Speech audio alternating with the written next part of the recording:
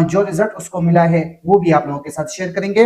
اور جناح ہاؤس گراؤ جلاؤ میں عمران خان کو قصوروار ٹھہرا دیا گیا، ان سب چیزوں پہ باتیں کریں گے تفصیل۔ سب سے پہلے پشاور کی طرف آتے ہیں۔ پشاور میں جو پرسوں دھماکہ ہوا ہے، اس سے پہلے آپ نے دیکھا کہ دھماکے ہوتے رہے۔ اگر آپ سوات دیکھیں، وزیرستان دیکھیں، پشاور، مردان، جہاں بھی دھماکے ہوئے ہیں وہ عام لوگوں کے بیچ میں کیے، لیکن اس بار دہشت گردوں کا وار کا طریقہ کچھ ڈیفرنٹ طریقے سے ہے۔ ان لوگوں کو مارا جاتا ہے جو ہمارے پاکستان کے ہیرو ہیں، ہمارے خیال رکھنے والے ہیں، پاکستان قوم کو سنبھالنے والے ہیں۔